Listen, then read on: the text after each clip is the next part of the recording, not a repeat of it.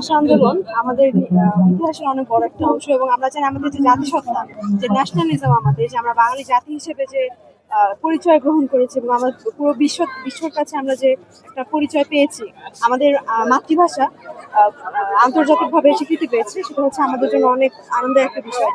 এবং আমি এটা চিন্তা করি যে আমাদের যে এই ভাষা আন্দোলন, এটার পরিপ্রেক্ষিতে আমাদের পরবর্তী যে মুক্তিযুদ্ধ বা গণ অভ্যুত্থান যত রকমের হয়েছে, আমি মনে করি যে আমাদের ওই যে অনুপ্রেরণাটা ছিল, ওর ভিত্তিতেই কিন্তু আমরা পরবর্তী আন্দোলনগুলো করতে পেরেছি। তো আমি বিশ্বাস করি আমাদের পরবর্তী প্রজন্ম এই ধরনের যে অনুপ্রেরণাটা ছিল, যে উদ্দীপনাটা ছিল ভাষা আন্দোলনে, সেটা নিয়েই এগিয়ে যাবে। যে মডার্ন বাংলাদেশ বা আধুনিকতার নামে নিজের ভাষাকে ভুলে যাওয়া কখনোই কাম্য নয়। আমরা অবশ্যই আধুনিক হব, আমরা অবশ্যই উচ্চ শিক্ষা গ্রহণ করব, কিন্তু তার মানে এই নয় যে আমরা আমাদের ভাষাকে ভুলে গিয়ে নিজেকে খুবই উচ্চ মর্যাদার স্থানে নিজেকে দেখানোর জন্য বা নিজেকে প্রমাণ করার জন্য যে আমি মানে বাংলা ভাষাটা যেন কখনোই নিজের গর্ব ছাড়া অন্য কোনো জায়গায় ব্যবহার না হয়। বাংলা ভাষা যেন সবসময় আমার ভাষা, আমার মাতৃভাষা, আমি যে আঞ্চলিক ভাষাতেই বলি, আমার মাতৃভাষা আমি ধারণ করি। উপরে হ্যাঁ ভোট আসছে, তার মানে অবশ্যই আমরা একটা প্রত্যেকের জায়গা থেকে আমরা আমাদের মতামত দিছি, এবং হচ্ছে সামনে যে আমরা পরিবর্তন আশা করছি, অবশ্যই প্রত্যেকের নিজেদের জায়গা থেকে পরিবর্তনগুলো এক্সপেক্ট করতেছে। আমি অবশ্যই চাচ্ছি যে উন্নয়ন হোক বাংলাদেশের, আর হচ্ছে সামনে এগিয়ে যাওয়ার জন্য আমিও আশাবাদী। আপনারা জানেন, জুলাই আগস্ট গণ অভ্যুত্থান পরবর্তী সময়ে বাংলাদেশে একটি অস্থির সময় কেটেছে। সেই সময়টিকে ফেলে এসে আমরা দীর্ঘদিন পর বাংলাদেশে একটি স্বচ্ছ নির্বাচনের মাধ্যমে মানুষ বিএনপিকে ভোট দিয়েছে, ম্যান্ডেট দিয়েছে সরকার গঠনের জন্য। তারই সরকার ইতিমধ্যে আমরা গঠন করেছি বিএনপি।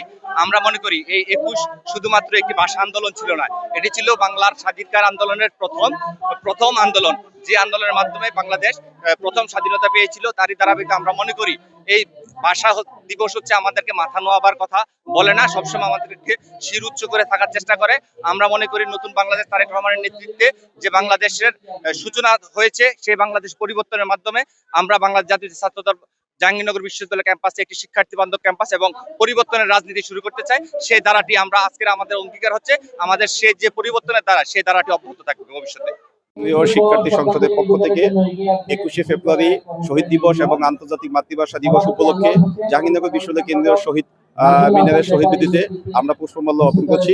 1952 সালের 21শে ফেব্রুয়ারি ভাষা শহীদ দিবসে যে সকল ভাষা শহীদরা মাতৃভাষা বাংলার জন্য জীবন দিয়ে গেছে, তাদেরকে আমরা আজকের এই দিনে গভীর শ্রদ্ধার সাথে স্মরণ করি। আমরা সবাই জানি যে উদ্দেশ্যে আমাদের ভাষা শহীদরা জীবন দিয়ে গেছে, আমরা যাতে তাদের সেই আত্মত্যাগকে কখনো ভুলে না যাই, এবং মাতৃভাষা বাংলার এই যাদের ত্যাগ, এই ত্যাগকে আমরা যে কোনো মূল্যে আমরা সম্বন্ধ থাকবো ইনশাল্লাহ। পাশাপাশি মাতৃভাষা বাংলাকে দেখেছি আমরা বিভিন্ন সময় সবাই বিকৃত করে। আমরা চাই শুদ্ধ বাংলা চর্চার মাধ্যমে এই আমাদের ভাষা সৈনিকদের যে উদ্দেশ্যে তারা জীবন দিয়ে গেছে, সেই উদ্দেশ্যকে আমরা টিকিয়ে রাখবো।